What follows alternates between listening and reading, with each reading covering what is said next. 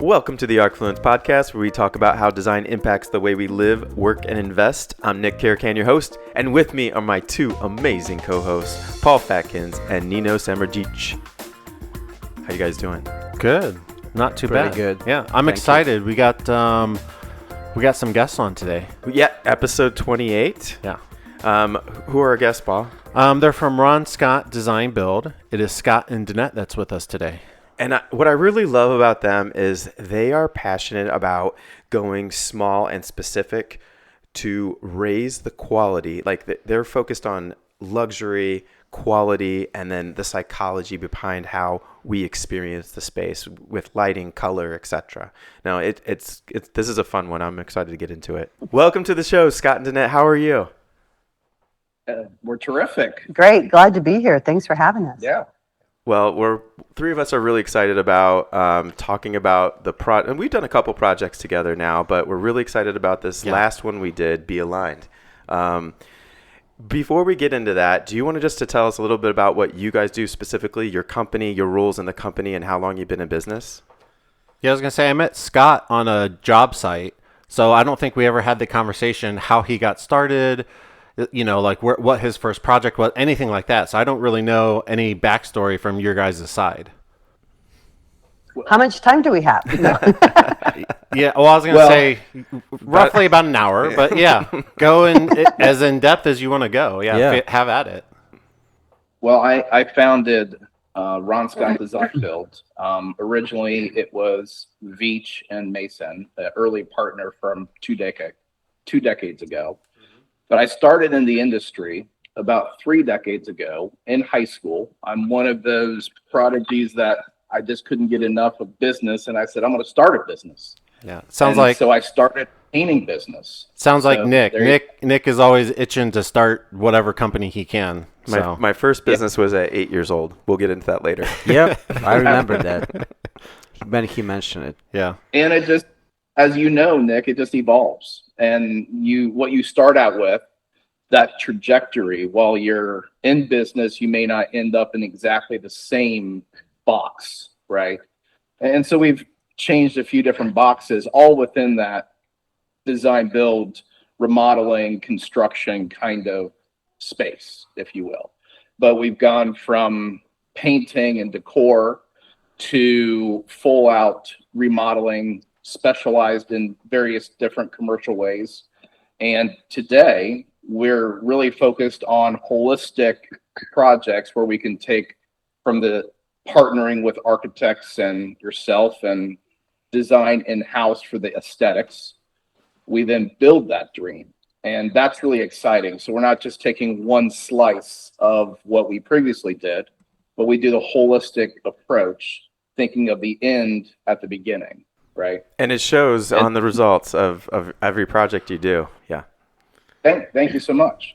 Right on. It was a great privilege to be with you on that Be Aligned Health project. I think it exceeded my expectations, considering we always have those budget constraints. And so what you start with one intention, you think, well, how are we going to play this out when budgets get hacked, and how can we take this and put this in? And it turned out amazing. It really did. Yeah. But then Danette's side of things is in the design department, and tell us about your focus. Well, I like to help people create spaces that invoke the feelings that they want to experience, whether it's in their home or a commercial setting, restaurants, whatever it may be. But I like to help create and design spaces that people can say that they actually thrive in. It brings out their vitality and enhances their way of life and their lifestyle. Yeah. That's something that I really enjoy. How do you guys have, how many people do you have in your company? Is just like something that you guys do running, or you have any other help in your company, like employees? That's a good question. We employ 8, and then we have a lot of, and so Danette and myself are the principal firm. And we then have administrative, design support, project management, lead carpenters, and the like. Yeah. So yeah, they're in basically, when I met Scott, he was doing the one project. I didn't meet Danette until later with the Be Aligned Yeah, stuff. on this project. Yeah, because she's more focused on interior design stuff. But then they have multiple people like Scott was saying help them And where are out. you guys located? We're based in Delaware, Ohio. Delaware. Oh, okay. But we've tried to rein in that geography for sure. I used to do a lot of restaurant franchises, and that took us all over the country. And it's hard to say no to long-standing clients, but Of course. we really prefer to work within that, New Albany to Powell, Delaware, Dublin, Upper Arlington, that kind of section of the city. And we try not to get too far out of that. It's just not practical when you're working on a couple projects at a time. So I love that about you. I've now shifted the way I think about business. Instead of just hustling all the time, I'm trying to do strategic partnerships, hire the right people, and work smarter. And you are saying when we chatted earlier, you alluded to the fact that the same message that I'm hearing from a lot of successful entrepreneurs, where we are now focusing in on what's our ideal client, who do we want to, can they pull this project off? Like, where is this going to be located? It's very specific rather than just, we'll take anything. Yeah, exactly. He has like a target area. Yeah. When you reach that point of the development, then when you have actually opportunity to select what you're going to work on it. And that's... Yeah, I mean, honestly, at the end of the day, I think kind of what Nick is alluding to as well, we all love what we do, and we want to see the project realized. So, if there's certain clients that are... again, just like giving you friction or I don't know. I mean, there's various things that could come up. There's a whole bunch of things. Hey, but friction's okay. You're going to have friction in every project, but we just need to know that are we going to follow through with this? Do we have the budget to do a good project? Because if we're cutting corners on things, it's just less exciting for all parties that are involved. Well, I mean, certain things, like you get what you pay for, right? Yeah. Certain things cost a certain amount, and if you want it to be of a certain quality, like it is what it is. We're going to play a video of the Be Aligned space in the show notes, Danny. And like when you walk into this in person, I don't even know if the video does it justice, but the primary, secondary, tertiary lighting, the finishes, the materials, the strategic placement of how the space invites you in and then takes you on this journey and draws the eye in this direction, and that, like, you guys were very thoughtful on, you had so many conversations with us and the client, and you guys were just so good on how you really kind of made that a true experience. Not just for the people who work there, but for everybody. Yeah. Everybody in the space, right? So I mean, it was a cohesive, like you said, holistic approach to the space, 100%. So based on that, and this is now good take on it for my next question is, what is the major items, like keys of your success? And I would like both of you answer your questions from the designing, from the construction side and from the interior design perspective. Did you guys hear that? Yeah, keys to our success. Yes. Well, in the day and age today, everybody wants to scale. Everybody wants to be bigger.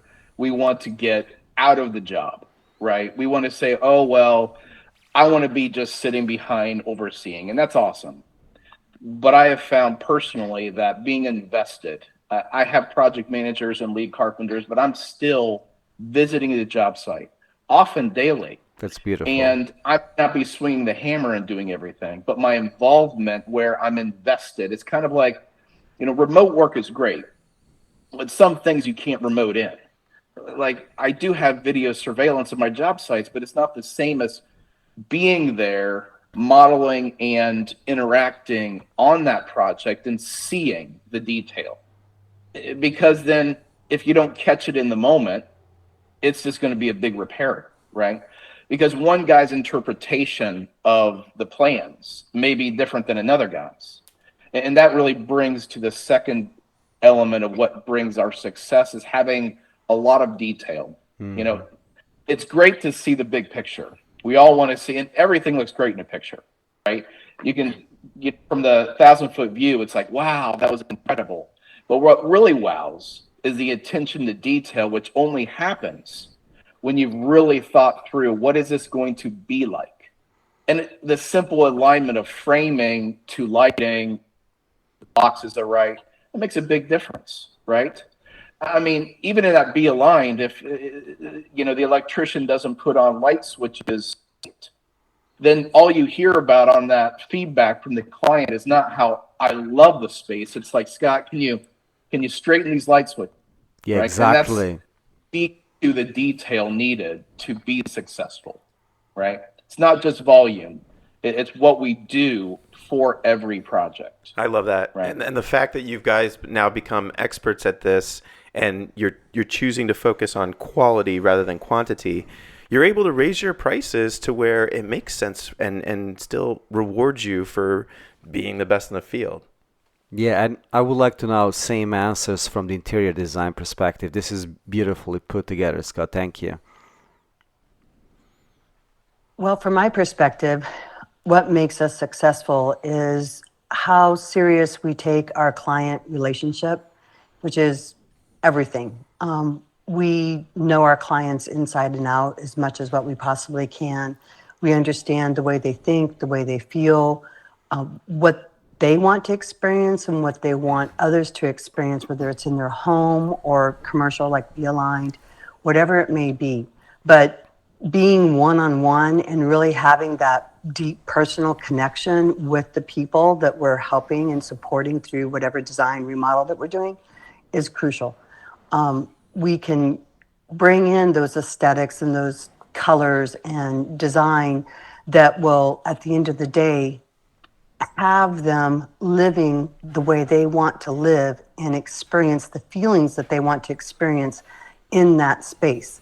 If you don't have that deep personal connection, then you can't really get into that energy, of who they are and what makes them tick and the energy that they want the space to evoke, so that when others come into it, they feel the same thing. If you don't have that, then you're missing the secret. Yeah. That's the sauce. And I have following question to that. Did you ever find yourself like when you say I would like to have their deep connections, and in our previous podcast, our host says like, yeah, I'm trying to stay away from the residential because I don't want to go through all these marriage troubles, marriage counseling, marriage counseling things. Yeah. How do you navigate through a situation like that? For example, especially if you're working to that intimate level with a client. Well, I'm not sure what other people have spoken to or referred to as far as that goes, but we've worked with lots of different couples and on projects, and basically it's just finding what they both have a passion for something that they share in common, right? Yeah. So it's finding what makes them both tick, and then balancing out the differences and the compromises, and just that's what we are really good at. We're really good at holding people's hands through the entirety of the project, walking them through difficulties of life, like one of our clients that we currently have right now, in the last, since we began her project, she's lost her husband, she's lost a dog, she's lost there's so many losses in her life. Plus she's gotten sick with, threats of cancer and like all this stuff. And so we don't just design and do a project. We are in on it with them in different aspects of life. We help them emotionally as well, and let them know that not only are we supporting them in their space, but we're here as a human being supporting them through the walk of life as they're journeying through whatever it may be journeying through. We haven't ever really had any negative experiences just because of what we bring to the table. And so I can't speak to anything negative like that. I can only speak to all the positives that we've ever had. I think that's fantastic. Do you do anything special to vet your clients before taking on these projects? Yes, we do. Yes, we do. From the initial call to before, we have a whole process where on the initial call, I'm getting to know them. We talk about how if they want us to come in and look at their space, we have what we call a design consultation fee, where Scott and I go in and we talk to them and begin to explore the feasibility of the project, hear their dreams and their desires. What is it they really want? What's the outcome? We look at like costs, whether or not that's realistic. Most people want the moon, but can only afford to settle for Earth. Yeah. But, I'm your budget. I'm all that. Yeah. So, we work with everybody where they're at, but that's one of the ways that we sort through our clients. And if they're not willing to, pay that fee, $395, to have us come in to their space and really start the process of getting to know them and what their wants and their needs are, well, then they're not going to be one of our clients. And we Yep. can usually tell even during that design, that initial design consultation, where they are based off of what they're saying. Are they wanting to be in control of the whole thing? Meaning, they want to basically just have us be a tool, and they're just going to dictate, and they want to go buy things from Home Depot or Lowe's, which isn't such a bad thing. I'm not saying that's bad, but then why are you hiring us? We're here to give the whole package. I can't agree more. We've been doing something similar for about 2 years now. Well, in my past design firm, and we brought that into and continued that with ArcFluence, where we have a $350 design consultation fee if they want us to go on site. I'm happy to jump on a phone, have a quick conversation, but that's not going to say, is this project feasible? What's the true scope of work? Where are we really getting into? And is this going to be a good dynamic between the client, and us? So I respect that so much, and it gives me a little joy to know that we have some things in common in the way we talk to our clients and find our clients, because I think that valuing our time, as little as it may be, it's not even about the $350. It's almost like a filter to where saying, if you're serious about this project, I'm going to come in and give you an hour or so of our time, and I'm going to give you as much value from where I'm sitting on. Here's just some creative ideas. Let's start thinking about this. Let's dig into this. And you might inspire your clients to go in a different direction, or to raise that budget, or to think about bringing in a kitchen consultant if we're doing a restaurant, or, talk about the lighting and how important that really impacts the space. So, those preliminary conversations are super valuable. And it also just, it keeps everybody honest to where now we can grow that relationship. So I think that's awesome. Yeah. One of the things we also say is, even at the end of the day, if they end up not selecting us to be, their design professional, we're still offering them something in terms of ideas and thoughts about their space, and thoughts about what they want to do to their space. And, again, like Nick said, maybe it'll spark something else that they didn't even consider. Right. And so they can walk away from the design consultation with something. It's not like we just show up and take a fee and walk away. So, even if they don't go with us, they're still getting value out of it on their side. It also gives us the opportunity to introduce folks like you who we partner with, saying, hey, if you haven't thought about a contractor yet, he might not be able to give you a quote because we don't have comprehensive drawings at this point, but you should be having those conversations now, because you don't know if they're 6 months out, if they're 3 months out, or if this is even something they want to take on. It's a good touch point to educate the client a little bit too, because obviously we're an architecture firm, right? Our drawings don't touch interior design stuff. We're not giving budgets, that's more Scott's side on the construction, what exactly it's going to cost. We're not in that day to day. So we're giving you a permit ready set that's going to get you permit approval, and that's it. Interior design, construction, we can definitely help connect you to people, but we're not going to do that service for you. We do all those services, but it's typically through third-party partnerships. So I think that consultation time is another opportunity to kind of educate. This is the process. This is what we do. So let's go back to Rob. Go ahead. Yeah. Oh, I'm sorry. No, good. Go ahead. What's fascinating too is how many questions the potential client may have. What's wonderful is because Scott will come in there being a general contractor, and all of his certified remodeler and all of his experience and everything he has in design, and is he can go in there and he can answer the questions that they have and really begin to tell them honestly, listen, you can or cannot do that. Structurally, this is why, and begin to talk to them about other options, other opportunities. He's great at thinking outside of the box and bringing resolution to very difficult and unique situations. And so that's a huge thing that Scott offers. And you get that right away within that first design consultation. That's part of, the fee, so to say, because you're paying for his experience, you're paying for wisdom and all that goes behind it, just like with you guys. Sure. They're paying for your wisdom and your experience and everything that goes with that. It's a valued consultation. So one thing that I recognize since we started, how your entire philosophy is being shaped, and now more I talk to you, now I understand that you really have a control over your philosophy of the design. Because when if you listen oh, I want to be invested with the client, from the beginning to the end. For average company or especially architectural company, that's a lot of overhead fee, especially for someone on a principal level or owner level being involved in the design. So that's a lot of fee just going for that. Oh, it's But ton, then it's you a ton say, of value. yeah, but then you're saying okay, then I'm gonna concentrate on a smaller area because that's the area I can actually reach, be there in a person. So you actually in your philosophy of the design, everything is tied up to your goals and philosophy.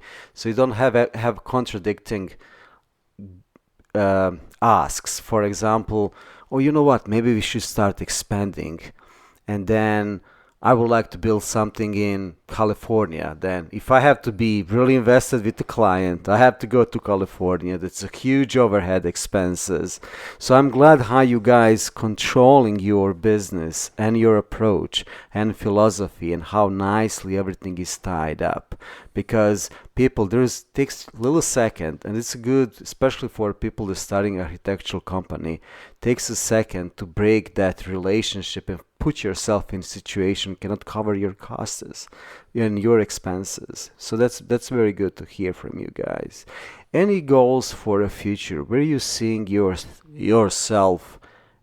Are you seeing yourself expanding? I mean, every firm is and if you're thinking about expanding, how are you gonna adjust that approach that you both of you having, which is beautiful? Is how are you adjusting that to approach of maybe potential growth?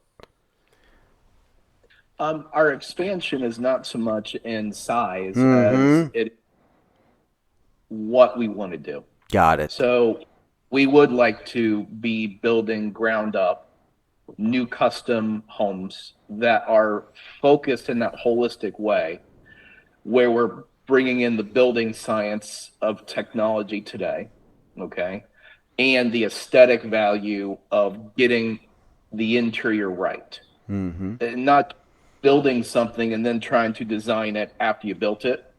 Meaning, how does this space plan really work? Like, sure, you have a kitchen, great room, bath, and master suite, but did you really think about the niches you want? Because you want to display artwork, you want to balance these furnishings and how you want conversational settings, and bringing in the holistic approach of not just like, hey, I got a plan and it can be built for cheap, and so I can sell a lot of these, right? So we're hoping to build some new custom. That's one element, because right now primarily do renovation, remodel, build out. So we're wanting to take that next step. Secondly, we're wanting to expand more in the offering of the aesthetic value that Danette's bringing in with that true color expert. Because, I can build an incredible room addition, and it's like the nuts and bolts of wow. But then if you get the interior and the color wrong, or the hues aren't blending, it doesn't really feel great. Like I wowed you with the windows, but you got to dress those windows. And it's not just interior design, it's really connecting all of everything chromatically and just aesthetically together. So I feel like there's a real partnership even more, and that goes with the architectural. You mentioned before, like ideally, the value of having experts in the job site prior to starting a project. Yep. I really think it's an effort, because each of us, including my trade partners, including everyone, right? If the focus, like I just looked at a project that was a commercial place, right? And if they focus on just like the product, they're not getting the experience that they want people coming in to get. And it takes the architect, a builder, the designer, the electrician, the plumber. It takes all of us up front to talk to that, right? To really get it right. Otherwise, we're fighting along the way, because then we didn't consider up front elements that we really didn't know, because everyone's voice wasn't heard. Absolutely. So No, I love sorry that. for that. No, Well- go ahead. The other thing I was going to say too is we are expanding our reach as far as offering virtual design, color packages, which can help people, whether they're here in Columbus or in California, New York, or wherever, through helping them try to establish what colors it is that they're wanting to do in their home, in their space, or wherever, based off of maybe the existing materials that they have, or maybe they're looking to do a remodel, but they're not going to rip out the floor. Okay, so what hue is the floor? What hues are we working with? And so I help people pick aesthetically the hues that coordinate, that sing together, so they can have a harmony place. And it's just, that is something that we can offer, that our reach is beyond just here physically in Columbus. Are you doing that through the some kind of computerized imaging or software? How you actually communicate that ideas with the clients? Not only like on a distance, but also like on a personal level. Like how you actually The psychology of color. how you actually sharing your ideas. How do you communicate the idea back to the client? Exactly. Yeah. Visually? That's a really good. So basically, having them send pictures into us to see what their space looks like from every single aspect, all four corners of the space, to get a broad view of what's going on with the colors. Then having them take a white sheet of paper, a blank sheet of paper, and holding it up to different things and taking pictures, so you can compare the hue of whatever it is, whether it's the wall, the floor, the countertop, against the white sheet of paper, so you can see the contrast and get a good understanding of whether that's got a violet undertone hue, or it's got a green undertone hue, or a grease, what is it? And so through doing it that way, we're able to really help people, give the right colors, make the right recommendations. And so that's how it works. There's actually a real scientific approach. It's not just like, oh, that looks good. Yeah, no. Right. Yeah. And which I've heard that even, and I've not been in a master's program for interior design, but I've been told by designers that color theory is just theoretical, but there is actually people who have created a science behind identifying the hue undertone. So we're using that science, right? It's not, oh, I think this looks good. And then it's through that controlled scientific approach that you can really identify things. It's really incredible.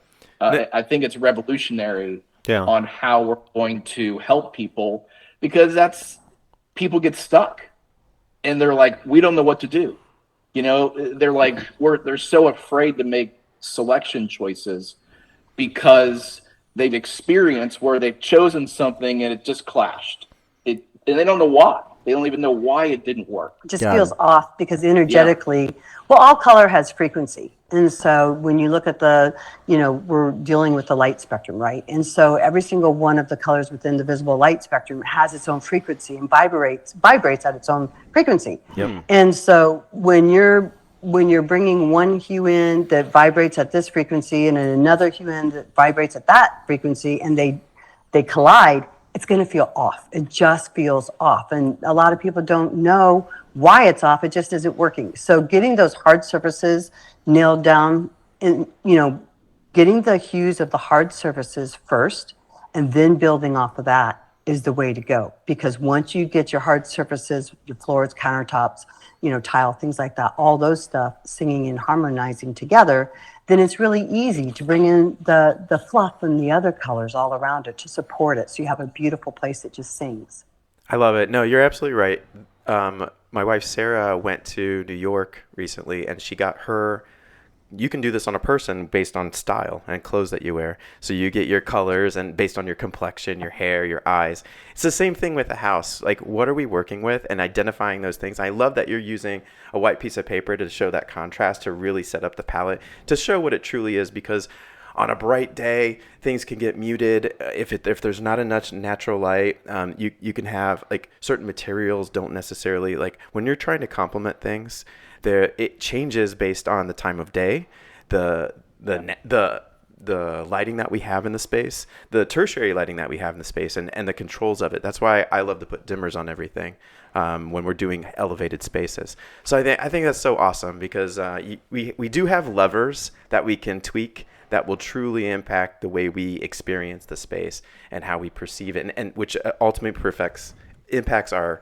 productiveness and everything else that goes, our happiness, all that. But to your point, the levers only go so far, right? Like the dimmer, you can only dim it within a certain range. So, what she's saying is if you don't have that base set up to where everything is singing together. Hire professional. Yeah, I know. But yeah, so like you mentioned the levers, I just want to shout out though, it's again, you can only go so far with it. You can only dim the light so much before it's like not usable, or it's. I think my point was there's limits to it. But all these variables are working together to create that. Yeah. But it all starts with her where she's doing her work. Absolutely. Yeah. Which is called Well, and also tying in the color of the lighting. That is so important, making sure that if you have, let's just say your hard surfaces and your wall color have a blue hue. Okay, so that's going to be cool, right? So you want to make sure that you're using a cooler light to help pull that out and to reflect that so you can get the desired effect. Otherwise, if you use like a really warm lighting, and you've got the blues, and it's going to tend to kind of bounce off and feel more greeny and just kind of feel off. So it just the color of the lighting and the saturation of the light and everything that we're talking about, they have to complement and blend together. Mm-hmm. And that's what makes Scott and I also really great partners in all this, is because we're constantly communicating. Okay, so we've got this color here, that color there. Now let's talk lighting. Let's make sure we've got the right hue of the lighting coming in to balance and blend everything. So the reason we see the things is because there is a light, and the light is actually shaped the color and everything. So you saying that is the color theory? Is there like a specific name of the technique that you're using, and that is being like taught through the interior design? So how you call that, like the color theory or a? Well, basically, okay. So color theory is basically just how color evokes emotions and affects us emotionally, as well as physiologically. Got it. And psychology, and so chromotherapy is actually probably the better term to use, because that has to do with the emotions and how color helps us feel and heal and experience, how we experience colors, whether that has to do within your home. Are you trying to create a nice, peaceful, restful bedroom? Well, then you go on and paint your bedroom a color of blue. Or like in a restaurant, if you're trying, the end result is to get people to, get in and get out, but have a nice hungry appetite. You're going to want to use energizing and warm colors like reds and oranges and things like that. Yes. But even in a commercial space, if you want them to hang around and linger, then you need to use more earthy tones and tones that are just more warmer, and the lighting needs to be cozy so people feel comfortable and relaxed. So all of the lighting and the colors, the way they work together will definitely dictate how you experience the space. And so chromotherapy is the correct term.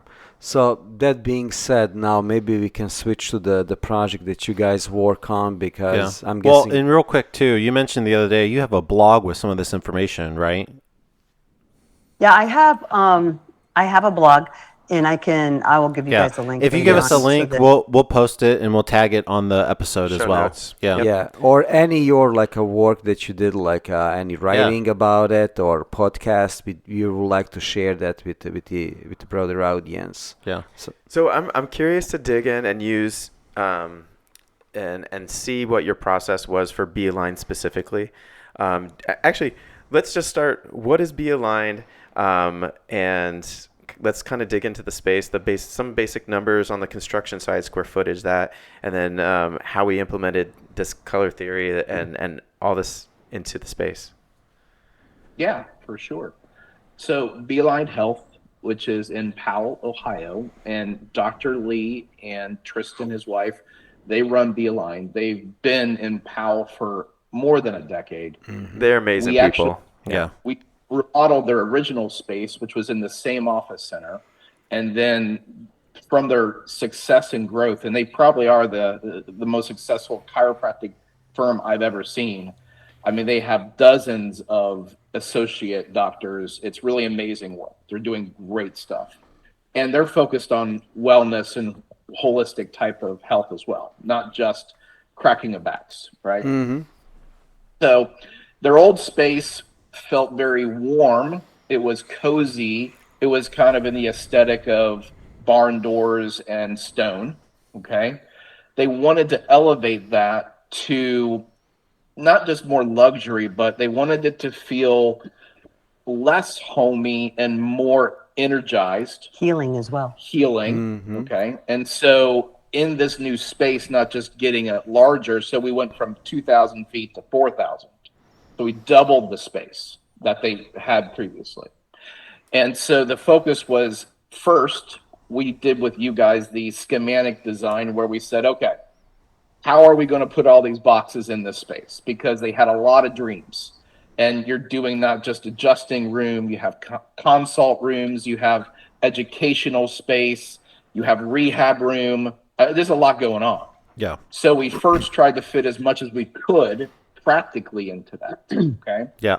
Then I'll have to try to find the original picture because you worked with the client directly and you had like the construction paper cutouts with tape, and yeah, could and you move were these trying spaces to around. move it around physically. I think I have a picture of it somewhere. If I do, we'll share that as well.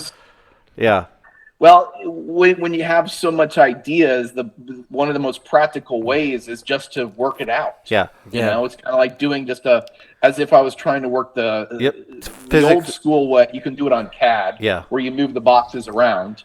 But just sometimes it's easier just to put it down, and it's like a game. Like we're doing Tetris. Yeah. You know? Yeah. And so we got that, and even with that, you know, we talk about changes along the way. So the client, once we started building, was standing in those adjusting rooms. They thought, oh, this size 8x8's okay. But then they realized we need a little more depth because when he adjusts someone and kicks his leg out, right, he's hitting the wall. So we ended up moving a wall another foot. So that's where even the best design, until you physically stand in it, you don't know. Like you'd have to have a 3-dimensional way to really feel the space, not just visually, but use the space, right? That made a big difference. Yeah. Then as we go along talking about the aesthetic and value of light. So in all the adjusting bays, we wanted to make sure that illuminated a very energetic feel. So we used a special grid lighting that wasn't just, it was uplighting in its design. Okay, I think that was a Cooper lighting, and Sola Salons has this in all of their studio bays. Which Scott has built several of those. Yes, and so we use that, and they love that because previously they just had fluorescent office lighting, and it just felt day in and day out oppressive. Yep. Now, we also had a lot more glass on this one, but that lighting was working because, you know, at this time of year in Ohio, it's not daylight all the time, right? So that light really helped retain that feeling of the natural light because we did it at 4,000 Kelvin. Then in the rest of the space, we used downlighting. Okay, that would be pan light, recess lighting. And that by itself feels less of an office, and it feels more like warm but elevated. Yep. Yeah. Now it's important that you don't just have like the glare kind of lighting. So we used a baffled type of can light to help and get rid of the glare for that. And that space had 3,200 Kelvin. Its purpose was to make it feel more inviting. So where people were sitting and watching presentations and waiting for adjustments, it wouldn't feel intense and off-putting. So. Well, and I also want to speak to what was created there was how beautifully they brought the outdoors indoors. So when Scott's talking about the lighting, you know, that in a sense reflects the sun above, right? That upward focused lighting helps you to feel like, oh, the sunlight's out and it's shining down on us, which automatically makes you feel happy. And then all the other elements, they made sure to have some live edge wood in there. Keep things natural tones, and the walls were the right hue of color that makes you feel relaxed. It doesn't they weren't sterile feeling or anything like that. And then they brought in the plants to help bring that nature back inside. So everywhere you look in this space, you feel you're grounded. And that's what people need, especially in a healing space. They need to feel like they're grounded and it being adjusted. You're working with people's bodies and how the bones align and their alignment, be aligned, the name. But that's very important, how people feel grounded when they're in a place like that to get aligned. And so aligning their physical body, their soul, their emotions, and how they feel like that, as well as their spiritual being, having all that in alignment is what's necessary. And they did a really great job making sure that every single aspect that was done. So that's why it's a very holistic space. I love it. Yeah, absolutely. You guys also did a lot of custom things in the space where this really cool storage area that slides out, but you were very clever on how you kept the assembly lit. Yeah. It was very. You didn't have to disconnect the lighting to pull it out. It was just this like bungee cord system that you had. Yeah. And you created storage in an open concept, which is really cool too. Like hidden storage in an open concept, and that made sense, and it was still beautiful on top of it all. Do you want to talk about like where was that inspiration from? Well, ultimately, the client had needs, and we were trying to be creative and meeting all those needs, because even in 4,000 feet, it quickly got consumed. And now you're saying, how can I be out of space? And I just doubled my space. Yeah. Remember when I said Scott's really good at thinking outside of the box and bringing solutions to unique situations?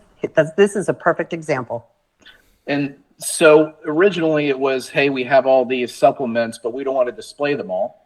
So how do we have a back storage to it? But we already have all of our other storage taken up in the office and the reception area. So we just so happened to have this. It was just this bump in like niche area that we didn't know what to do with. Originally on the plan, we thought it was larger, but then once we demoed everything, we realized there was a connection. The main water shutoff was in that wall.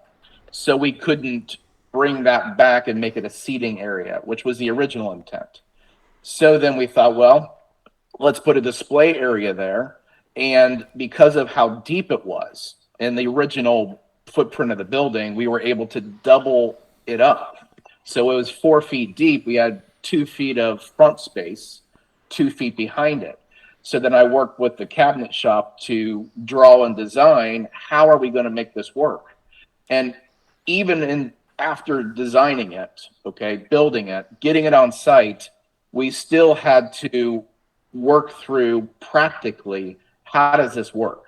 And the ideas of having a corrugated like phone cord, like from the old school phones, right? Yeah. Where it would come back and not get trapped or stuck on the wheels. And how does this, when it gets moved and pushed back, not hit the walls, and all that practical stuff, how do we illuminate this and make it look right? It actually took us several revisions practically after having it built to make it work through. And that's really speaks to the difference between, hey, Mr. and Mrs. Owner, this is what we proposed, now live with it. It's more like, hey, we know the intent, and we're going to make every effort to satisfy the original intent, even though it may take more additional work revision and on-site creativity. Because that's really, at the end of the day, for us, we could have the best laid plans, but things still have to, once it's built, it's different, know? And we have to work through that. Maybe the original intent didn't feel right. And so we had to adapt, or just the circumstance for whatever it was. How do we fix and solve that problem? So it takes a team, and I think that we really accomplished and hit that out of the park for sure. So reason to pull out that you mentioned you have in-house like a builder, like the cabinet builder, or? Yes, we do. We have both a cabinet shop and we also have trade partners. So depending on what the scope and what we're doing, will determine who does what. Got it. A lot of times, if it's a large like this big reception desk, we chose to use Penwood Manufacturing. which is an Amish shop out in Millersburg. They were perfect for that because they have access to big live edge slabs. Got I it. mean, those are ginormous. Yeah, I live edge saw it. slabs. Yeah. They were 8 feet long by 3+ feet wide. I mean, that's just not something you come by. You know, it's not like laminated sheet material. You're not picking we it up had- at Home Depot. Yeah.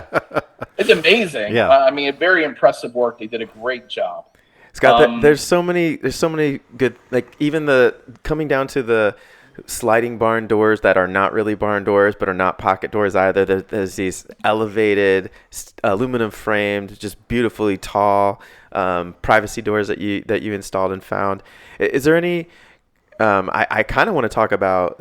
You know, aren't we getting a reward on this? An award on this project? Like you guys are. Well, I hope so. We did submit national awards, so we'll see what happens. That actually gets decided in a month. So, Oh, okay. cool. I'm excited what happens there. But we did have a lot of solutions, and even those surface sliders were the first style that a company out of Nebraska made called Simpatico. So part of the value we bring is knowing the resources of who to contact for all these different specialty items. And they supply Sola Salon, for instance, those sliding doors, but we didn't. So we have a combination inside that space of surface sliders, swing, cavity sliders. We have a lot of different things going on for different purposes. But those giant 8-foot glass, now speaking to budget, there is a big difference. You know, Yeah. you're talking $10,000 between your 8-foot doors versus your 7-foot doors. So what is a foot? Right? Well, we could put a price tag on it. Would it make that big of a difference? And I can tell you that Oh, an 8-foot yeah. door and a 10-foot ceiling really, truly elevates that space. It makes it grand, and it makes you feel established. Yeah. Right? Like these people are going to be here. And sure, 7-foot doors are nice. I see a lot of offices. I have 7-foot doors, but it's not grand. It's just okay. Like it's not memorable. When you walk into that space, you remember, wow, this is a great space. You know, you feel like the quality of what they're doing to you matches the quality of the space you're in. Yeah. So there just has this feeling. They even have said that they've had new clients just because they feel better Oh yeah. going to that space, Yeah. right? Yeah. Than some rinky-dink office or even their last, which was a great remodel, but it felt different. It wasn't the same feeling for the client that it is now. They said that they've actually seen a 40% increase in their referrals Wow. because Yeah. their current Wow. clients Yeah. are so impressed with this new space, and they love how they feel that now they're telling everybody, you got to come here. You're going to feel great. Wow. And so once again, it's all about the feeling of the space that you're in, which is so important. It's not just Yeah, good services, but the feel as well. Oh yeah. How often Yeah, do you? it's not just the structure. I mean, if you think about how many times you've been to a restaurant and the food is delicious, but you don't feel great. And Yeah. so what you're feeling and what you're eating don't match. Don't And match. so, you know, how the space is designed, the colors that are used, the lighting, every single aspect contributes to how you feel in the end and the end result that the owner wants to have. Yeah, lifestyle design, I think Yeah, is really it's what that yeah, is. it's awesome. So- Cameron Mitchell does a great job of lifestyle design. Yeah. Yep. So you're actually providing your cost estimate, I'm guessing, early on when you have like a initial conversation with the client, and you're talking about budget, and then you see like if they're like something that is can be done or needs more money, more financing for a project. Can you a little bit explain your process of the cost estimating through the construction and live of the project? How many times you're doing the updates and entire process? Like I'm guessing you have preliminary, then you have maybe midterm, like the cost estimate, and the final one. So please walk us through your process of the cost estimating. Sure. So initially, a client's going to sign a project development agreement. So that's encompassing often the architectural fees Got it. and design fees, as well as just coordinating all the trades together to receive those bid from plans or feasibility bids. So before we get hard numbers, we're going to first talk to all the trades and look at our historical costs to figure out from unit pricing, Got it. where are we at, give or take 15%, 20%. Okay. But then ultimately, once plans are permit ready, then we're going to find hard numbers for a fixed price for the client. But a lot of times they don't know, at the point of construction, maybe all of their decisions. Yeah. So there is an evolution of a lot of selections along the way. But you still have to have allowances that are somewhat not to exceed, but you can still say, well, scenario A is 7-foot doors. Scenario B are Got it. 8-foot doors. And you could make choices along the way up until you order those doors. So that is where you have cost adjustment and flexibility. But we typically don't do cost plus. We're normally a fixed fee firm. So we're not open-ended. Now, we have done that, but it's a scary proposition for everybody. Because even if we say that it's open-ended and we're going to bill you actual cost plus margin, if you're 25% above what you thought it would be, nobody's happy. Maybe they bill, but they're not happy about it. Right. So you still have to rein that in to some sense, right? Yeah. Now, there's always tension between budget and what we want to do, right? I've never met a project that was just, oh yeah, we'll just do whatever just we pour it, think, yeah. Yeah, right? we're very well aware of When that. when I worked for Google many years ago, that was probably the closest feeling to that I've ever had. We're like, let's just build. I've not done slides. Google, so I cannot imagine. But, So Here's a check. Have at it. Yeah. So, Just so a blank actually, check. so you're saying that at the end, when you get the project permit ready, so it's some kind of like a GMP, guaranteed maximum price that you guys offered, okay? And you're saying to the client, okay, based on what we see here, this is your GMP. And down the road, if you want to add some more attributes to your project, that's going to go from the allowances. if they can choose to exceed, but that's clearly going to be additional cost. Got it. So we're focused heavy on detailed specifications. Got it. All right. Yeah. And for the unknown specifications, that's going to just be allowances. Okay. And realistic allowances. Realistic. Right.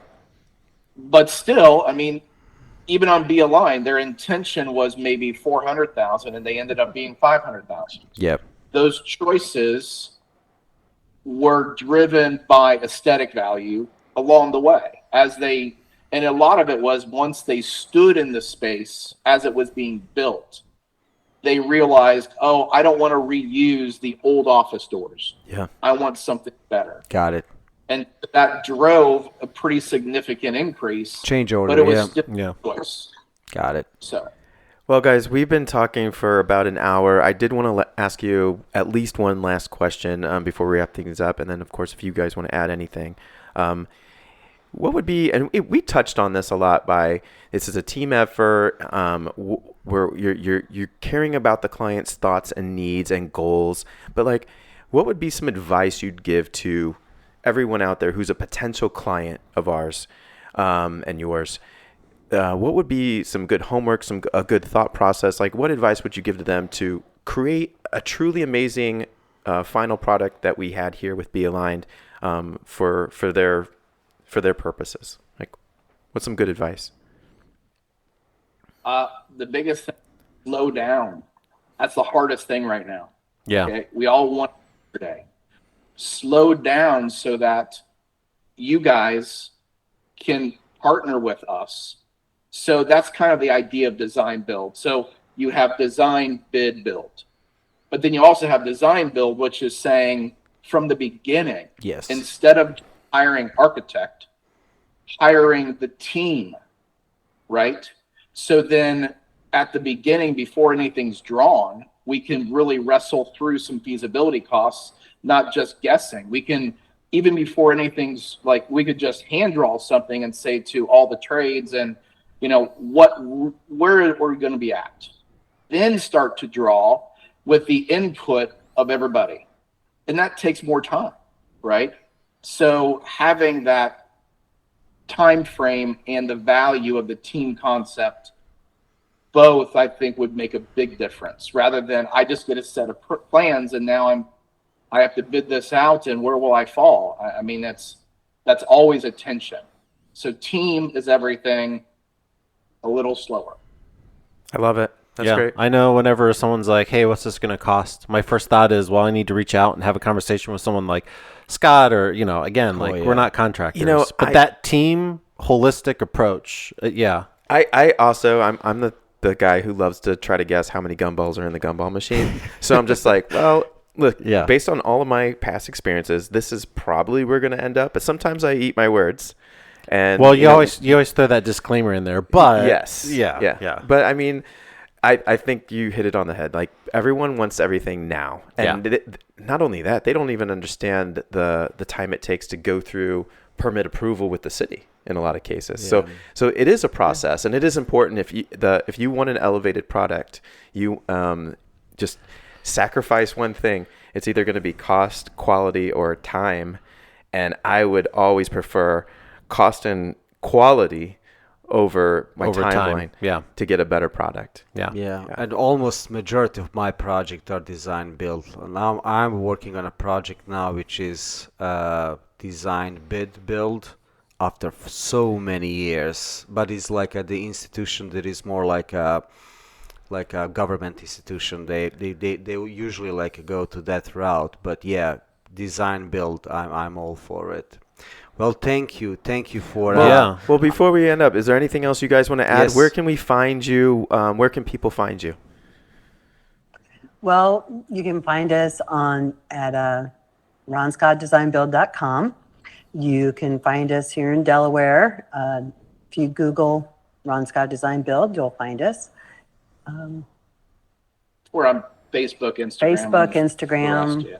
Social media, different places like that as well. Okay. We'll link to some of the stuff as well. We'll put that in the notes. Yeah. So one thing I want to say is something that not everyone knows about Scott and I, which makes our company very unique and set apart, is we are burners. If you've ever heard of Burning Man, we started going to Burning Man in 2007. And that whole culture of Burning Man definitely shaped who we are, how we think outside of the box, the principles that we live by, how we connect with people. Scott and I had our own camp at Burning Man, and we connected with people from all over the world.